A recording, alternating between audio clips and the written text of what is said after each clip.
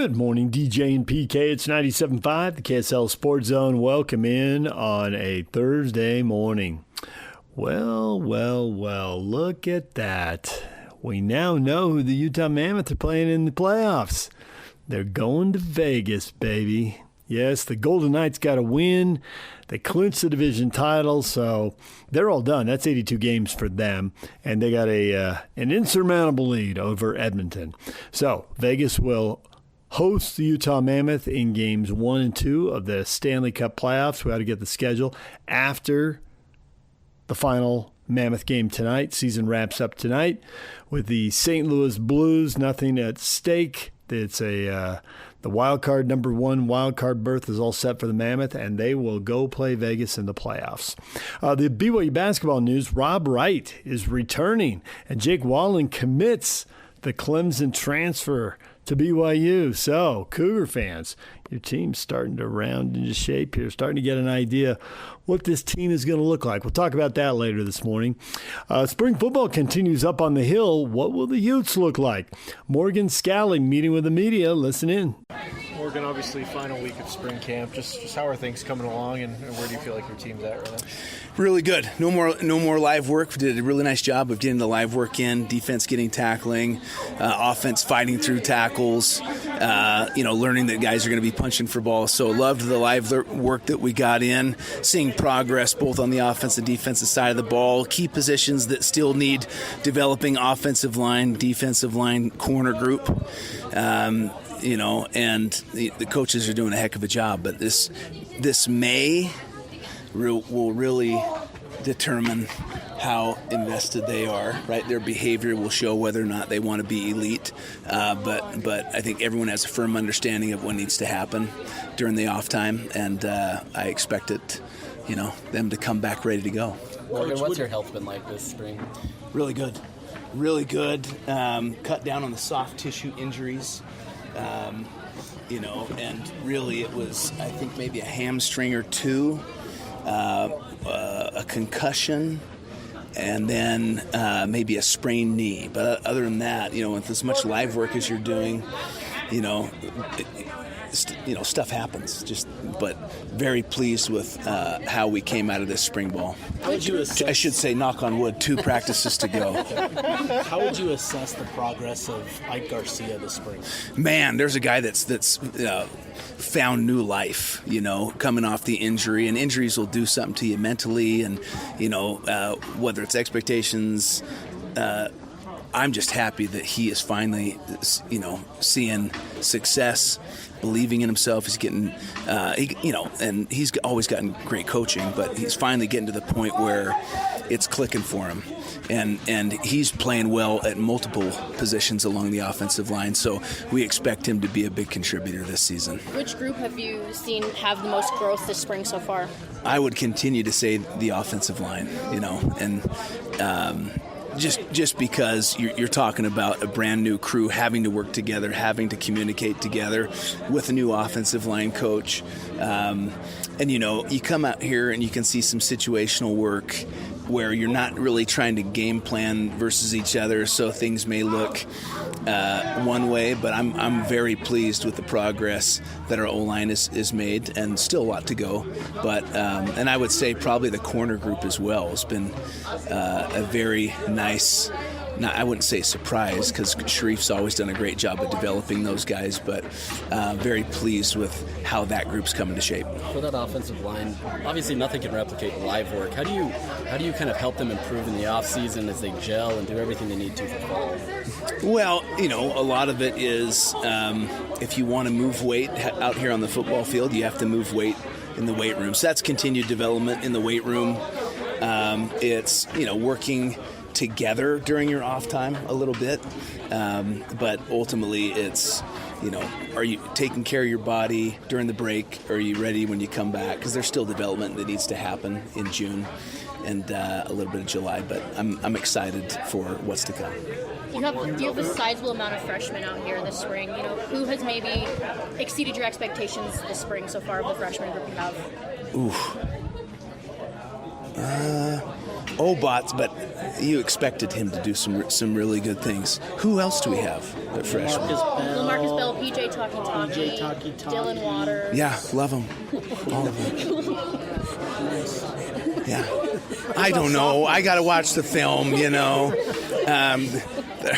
They're all making progress. I mean, in terms of I would say Kelvin is the guy that, you're saying, you have to be good for us, and that's pressure on him. But he's dealt with pressure his entire life, up until this point. So I'm excited.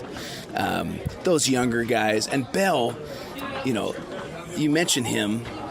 That's a guy that you put a challenge to, and he's going to attack it. You gotta have better hands.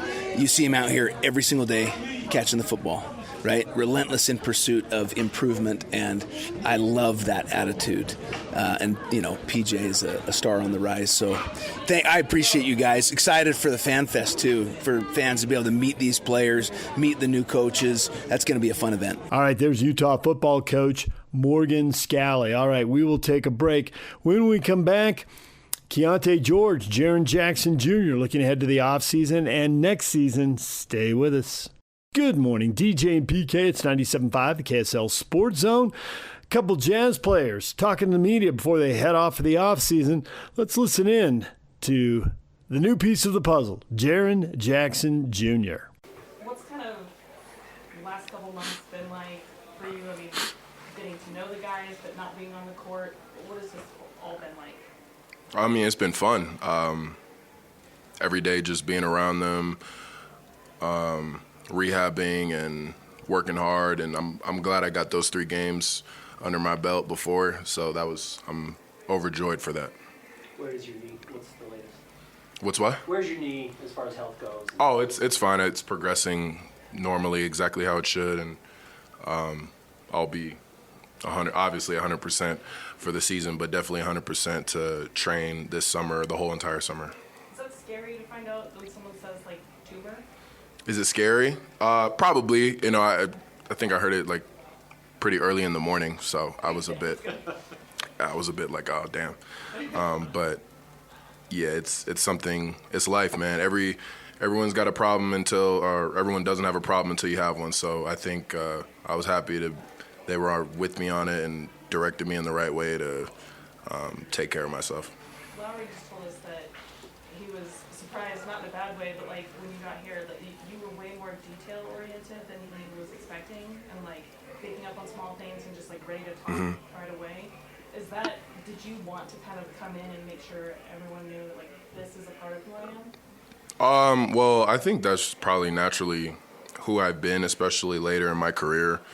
I've watched a lot of guys, older than me when I was in Memphis, and they, seeing what they do and taking different parts of that, making it my own. And yeah, he's right. I'm always thinking about the game, and when we're not out there, we're always talking about X and O's and how we like the ball and where we like doing things. So I think that'll help us kind of speed run.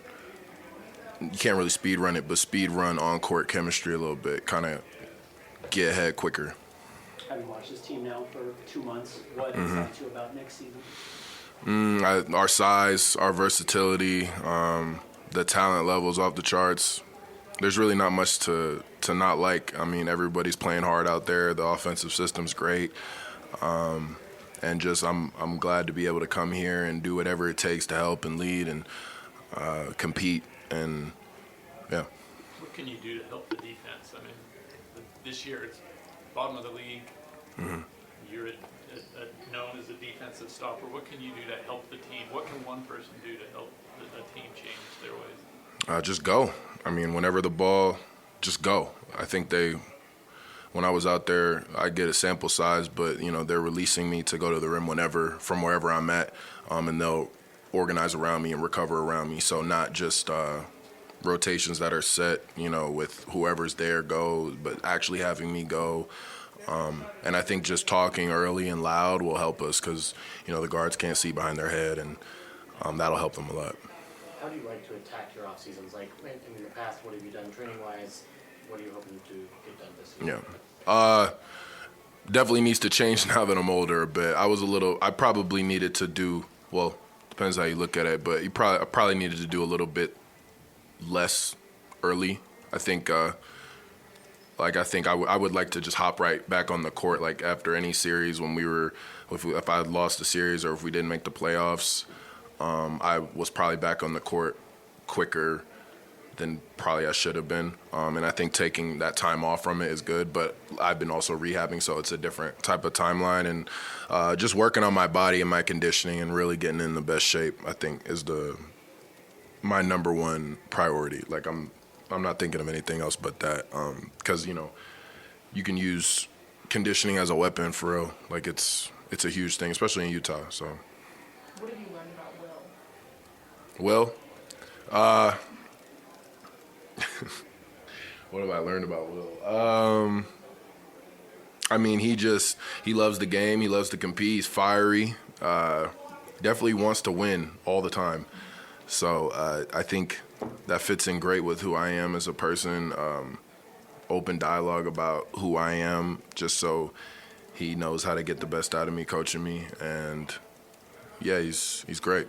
Well, do you like hard coaching? Do you need someone to come in a little bit softer? Because everyone's different with that. What do you like? I mean, what do you like? I mean, I feel like, I don't think, like, as a player, you don't get to pick that. I think you adapt to what you're in and be grateful for the opportunity. I don't know if I've ever had that. I mean, I had Coach Izzo, so I know what's up and down the line. In high school, it was same sort of thing. I've seen hard coaching in my life, so I don't think I've known much else. I don't know any coaches that aren't hard, honestly. I think there's some coaches that are like, they know that there's some guys on the team that, like, if they get really, really into them, then they're not going to react the best, so, like, they can be a little bit harder on some guys than others. Yeah, I mean, I hope he's hard on me. I hope that sets the precedent for everything down the line. I want to be coached, and that's the only way you're going to grow. As you think about this team getting healthy and playing again with you and Key and Walker and Lowry, like, just what do you think about the potential of this team next season in a pretty loaded Western Conference? Yeah, there's no take every game for what it is. Don't look ahead. I know about the Western Conference. It's a bloodbath every year. That will never change, and I think that's the excitement about it. It's gonna be fun to compete every night. You're seeing these teams 4 times, learning them. So then when you get to the postseason, you figured out what they do, they figure out what you do, and you just got to do everything perfect or try to do everything perfect. I think the West is never going to change, and you just got to stay humble and put your head down and just work. You can't really look too much. You don't know where guys are going to be in the league come next season with the moves happening in the summer, but I guarantee you a lot of them will be in the West. Having been around for a couple months, what stands out about the consistency of the support from Jazz fans? Selling out games. I think when I'm walking around, just the dialogue is pretty interesting. Like they kind of skip the whole hello thing. They kind of just go right, hey, like they'll be like, hey, how's the knee? Is it good? That'll be like the first thing they'll say to me instead of hi. Kind of like, they're already in the system. They're already, I'm coming into their ecosystem a little bit. So it's unwavering support everywhere. Shoot, Park City, walk around downtown. I mean, you're gonna feel that. I for sure gonna feel it tonight in our last home game. You've grown close to anyone inside the locker room specifically, anyone you've gotten to know very well? I mean, well, I came over here with my boys. I think with my schedule with when I started rehabbing versus when I was playing, like I was around Keyonte a lot more. I think we've been pretty much in the gym at the same time all the time. So, conditioning-wise, we've been bouncing ideas off each other on how we want to approach the off-season. And then Lau is a psycho with just how he works. And I'm just, we're bouncing ideas off each other on what we can do to improve. Zay, EJ, Ace. Yeah, it's been fun. I mean, playing ride's been fun. You know these guys. I mean, y'all know them even better than I know them, and these are fun guys. I'll ask it kind of in a more pointed way. Do you think that this roster can make the playoffs? 100%. All right, there is Jaren Jackson Jr. Now, here's Keyonte George with the media. Turn the page the most this season. I would probably say, I'll probably say mentally, obviously. I talk about it all the time working with Dr. Craig, and I think just the mental aspect, of my game has taken, the physical part to a whole nother level. So I just think, while I was out there this year, having mental notes, proactive self-talk, just things like that, just to keep me in the game. There are times where maybe early in my career, it's still early, but, 2 years ago or a year ago, I may, lose myself throughout the game, even times this year. But I think every year, those certain little moments have, they've lessened. So I think for me, I think I took a big time jump as far as, my mental. Are your expectations, do you think that your expectations are going to be greater, that you're going to have more pressure, you're going to put more pressure on yourself next season? I think, just to speak on the expectations, most of my expectations are with the team. I know what I'm capable of. I know what Lowry, Wall, everybody from top to bottom, everybody knows what they're capable of. So I think my expectations now is, I expect for us to have, good camaraderie. I expect for us to, come in with a common goal every single day. So that's really just what I expect. I expect every day to honestly be fun. Things have went the way they went, the past couple of years, but I think for us now as a group, and especially with the changes that we've made, I think now we all have not a fresher breath air, but almost a breath of fresh air, but it's almost like, like I said, we just all have a common goal, so it'll be fun. Do you think that this roster can make the playoffs? For sure. It's no doubts about it, in my mind. When you look, on paper, we look phenomenal, big, have length, can shoot it, can get to the rim. We got multiple defensive guys that can protect the paint, protect the perimeter. When you look at us, we got, all the tools. So that's why I said earlier, I just, expect us to have, great team camaraderie. And like I said, as long as we have a common goal, everybody else will hit their individual goals or, whatever they want to achieve. You've really grown as a leader throughout these 3 seasons now. At the beginning of the season, we talked about you hosting the guys back in Dallas. But what do you think has been the biggest change in taking on that leadership role and responsibility? I'll probably say it's just every day. When there's times where, you feel like everybody has those days where they don't feel like, coming in or they got to push through, certain aches and pains. So I think for me, it was just about every day coming in, working, staying true to my habits. And, I think the group, whenever there's a leader of a group, you kind of look at that guy and you kind of say, like, every day he's doing the same thing over and over again, not getting bored, with the simple stuff.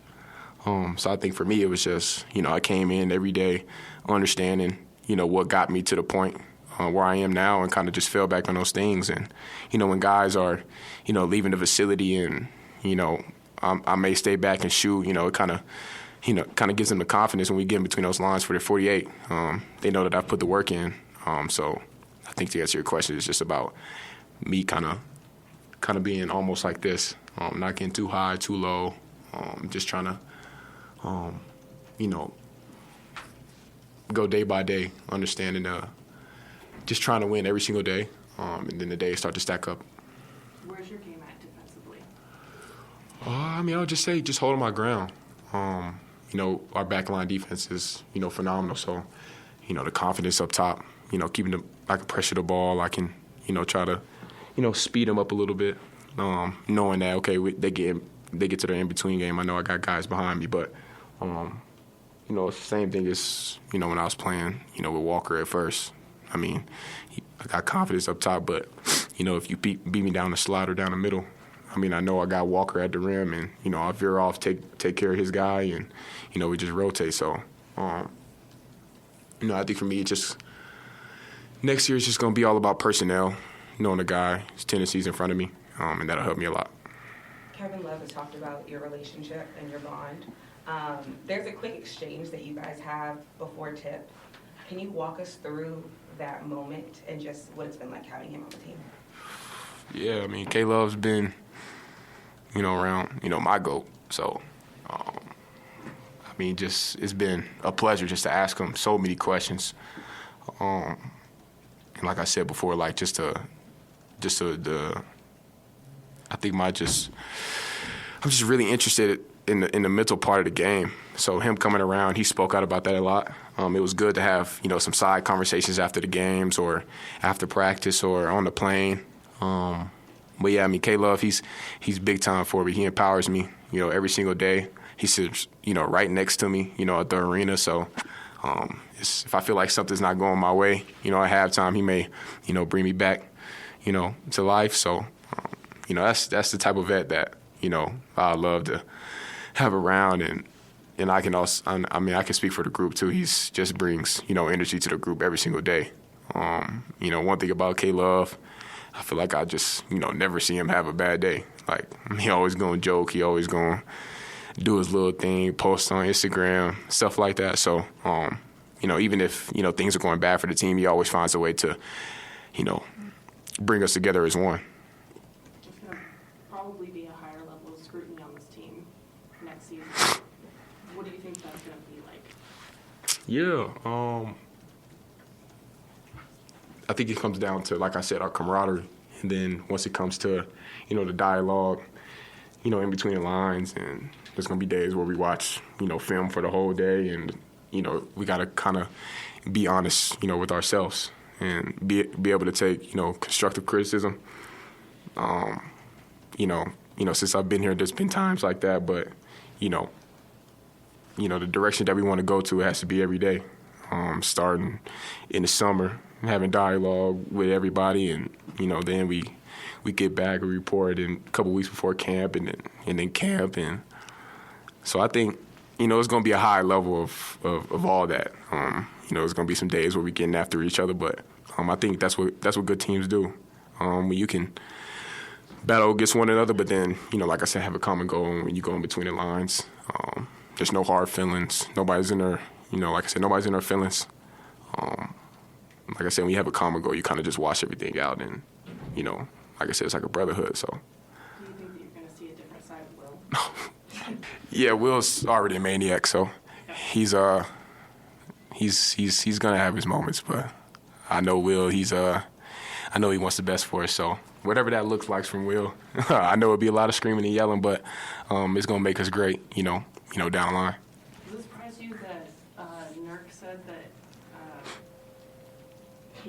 that this was the first year that he doesn't think that a coach said a bad word to him? Never mind. I'm not going to say Nurk's lying or he's not. I know what Nurk says to me, though. That's crazy. Cool. Yeah, you've talked about the fans and their support. Yeah. What excites you most about next season when you think about these fans?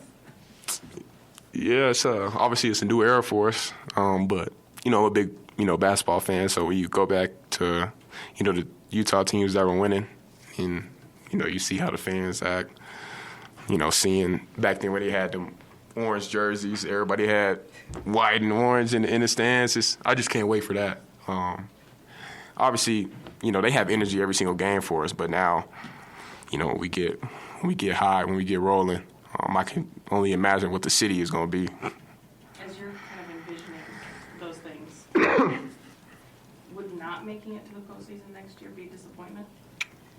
I wouldn't say disappointment. Obviously, our expectation is to get to the postseason, and we have a couple people on our team that have got there. I wouldn't say a disappointment, but I think it would be a disservice to ourselves, just knowing the type of talent that we have, and we have people on the team that know what it takes to get to the postseason, and like you said, with the dialogue going around through the team, and I mean, Will and his staff and our staff, like they all know what it takes. They've all been around great players. So I wouldn't say disappointment, but I think we'll be doing ourselves a disservice if we didn't come in every day working hard and like I said, wanting more than, everybody around us. So, I mean, we're young, we're hungry. So anything can happen, but, that's the goal and more. All right, there is Keyonte George, the Jazz, looking ahead to the offseason and to next season. We will do the same later in the show, but right now we're going to take a break, and when we come back, Weber State football coach Eric Kjar making the transition from Corner Canyon High. We'll talk with Eric next. DJ and PK, it's 97.5, the KSL Sports Zone. We're joined now by Weber State football coach Eric Kjar. Eric, good morning. Good morning. How are you guys? Good. I am really curious to talk to you. You were a high school football coach. You did in a former life to have to deal with PK every day? Come on. Oh, nice. Have you ever asked yourself that question? And yes, he drops to his knees and praises the Almighty. Oh, man. Sorry, PK. I'm used to it. Yeah, me too. See, people don't know. People don't know. They just don't know. Oh, they don't understand your plight of what you've had to deal with in life. Jeez, my plight. Hey, I got back at him, though, DJ. For years, I sat in the stands and screamed, replace the coach. He did. Andy would send anonymous emails all the time that I had to track down through like an IP address that were coming from him. When you lost that game once every other year, he was furious. He lost 10 games at corner. What the freak? 10 more than we wanted to, that's for sure. Yeah. So what is the biggest change? You're used to the rhythm of the high school season, and you had a powerhouse, and you had it rolling, and now you go to Weber State, and, man, it's older kids, it's newer rules, it's NIL. What has been the biggest adjustment, the thing where you're like, I have really got to get my arms around this?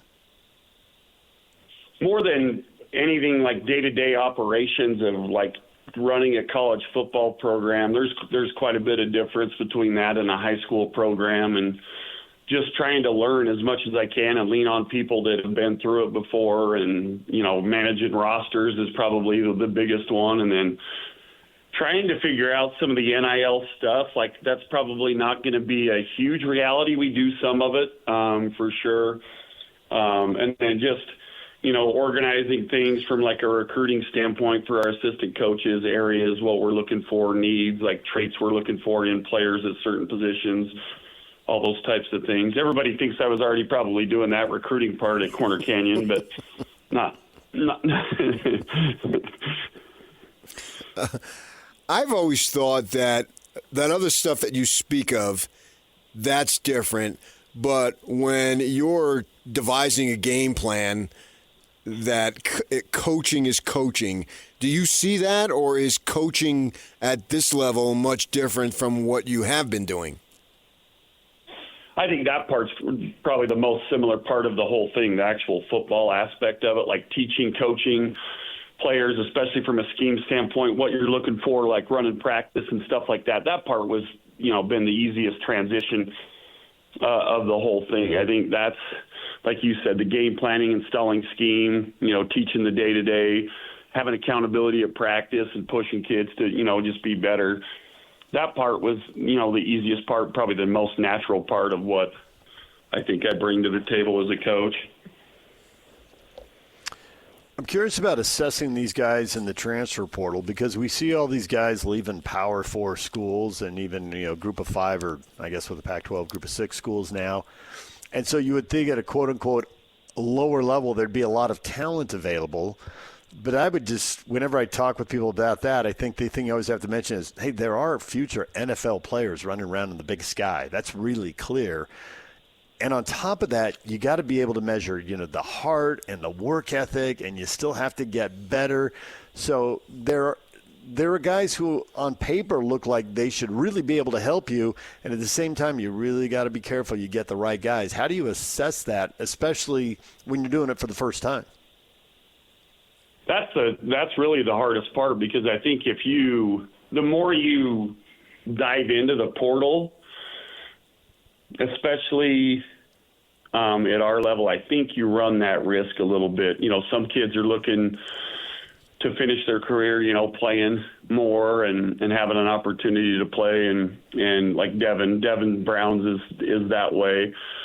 Some kids are just looking for another chance, and you don't know what what baggage they might have, or, why they're in the portal, or what's happened previously in their playing career that's, put them in this position. And so you're trying to evaluate all that stuff, and that's a slippery slope because you just don't know. You talk to other coaches or coaches where they've been or that are in their program or that were in their program, and they tell you things, but you still are really it's a risk for sure every time you take a kid, in my opinion, out of the portal just because you're not 100% sure what you're going to get.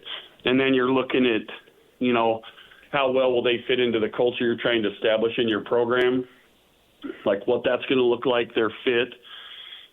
Because talent-wise, I think that part's the easier part to really evaluate. It's just when you start getting down into the culture-wise, how they fit your position group and all those other aspects, any off-field issues, whatever. That's the scary part because that part's probably the most important thing you're looking for. You mentioned Devin Brown. Remember him when he was playing for you at corner, and then he's gone on Ohio State, Cal, and now he's coming back. It's kind of a weird situation to reunite with his high school coach, but that's what we have here. But you also got other guys, Tisdale, McCollum, Duran. Where's it stand as far as the quarterbacking? Yeah, I'm surprised Devin wanted me to coach him again. I didn't know how much he likes that the first time, but yeah, it's been fun having him back, and it's been just his approach, his attitude, and everything else. He's so coachable and listens, and just been great. In our program already here, just taking a business-like approach, handles himself the right way. And then our other quarterbacks, like Cash, is really, really talented. Player from Texas who probably, he had a little incident with his hand last year, else he probably would have played, I think, significant reps last year. And then because of that injury, Kingston was able to play quite a bit last year and had some good games and had a really, really good game against Northern Arizona, their last game of the year. And then DJ's coming from a junior college, and a pass scheme has been really kind of new to him based off what they were running before, but he's picked it up really, really well. We've been super happy with him through the spring in his role. He's been great. One thing I've heard former Weber State coaches say, a couple of them have said it, Dave Arslanian used to scream it from the rooftops, there are a lot of skill players. Guys blossom late. Maybe guys don't get the right coaching. Guys are they're not in the right system. He said you can find skill players, and those are a lot of times the players that you see moving on from the Big Sky to the NFL.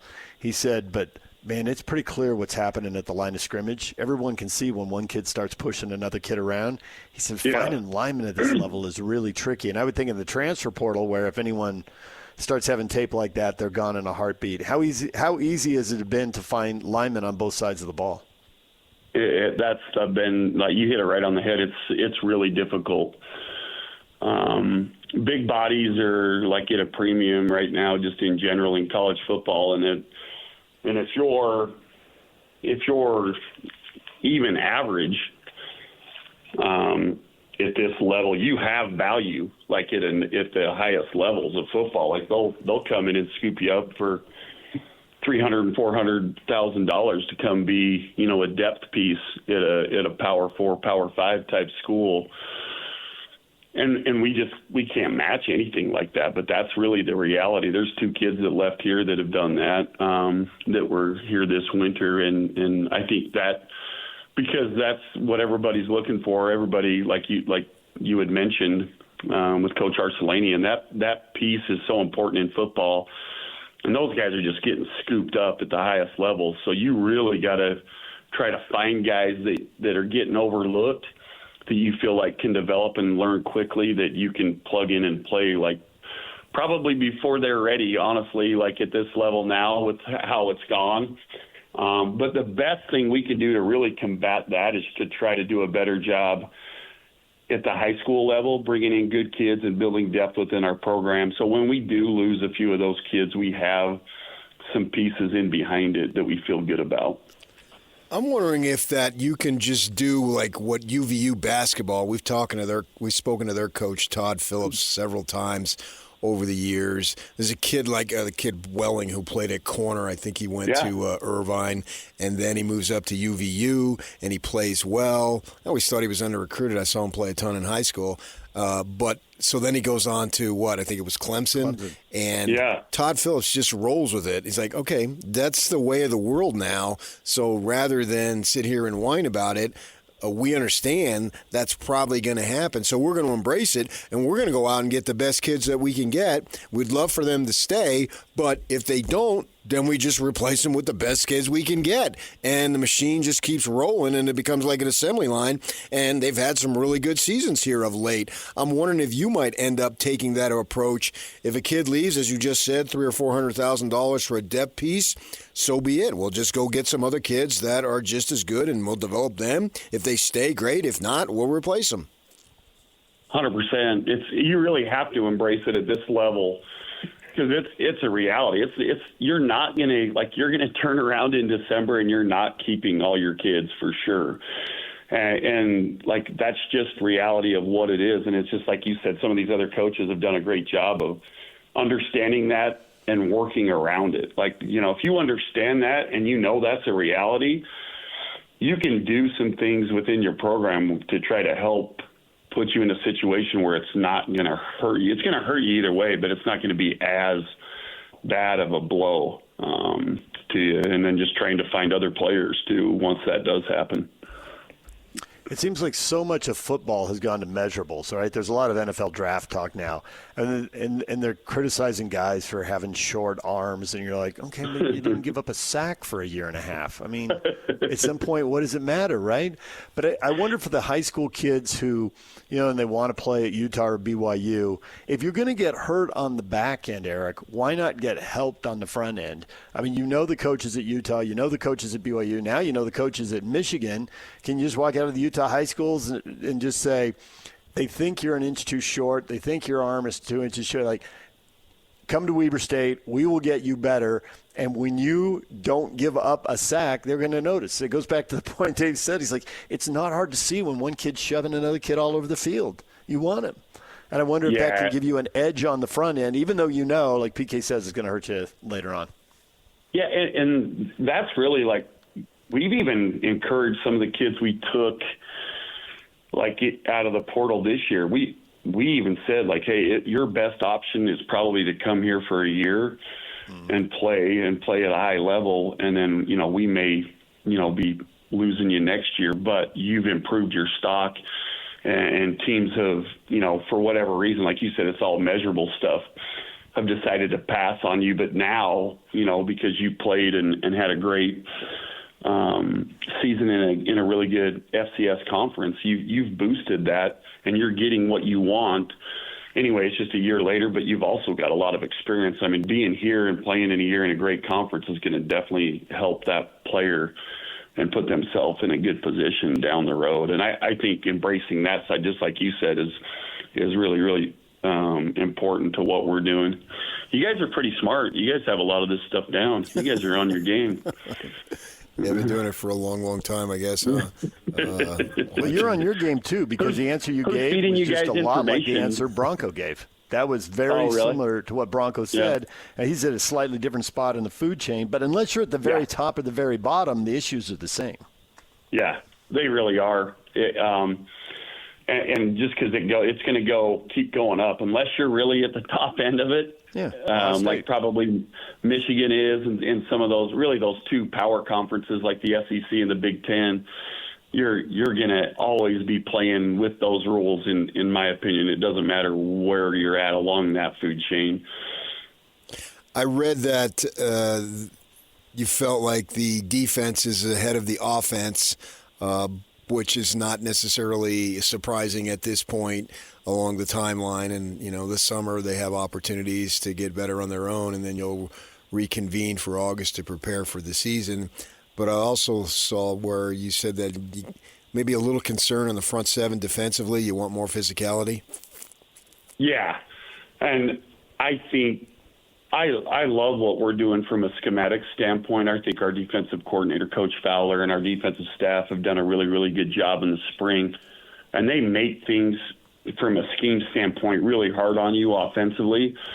And I think if we can add some physicality pieces here in the late spring, heading into summer, that's just going to enhance and improve our defense to a level where I think we can be one of the top tier in the conference. So that's going to be something we'll focus on as we move here forward in the next month.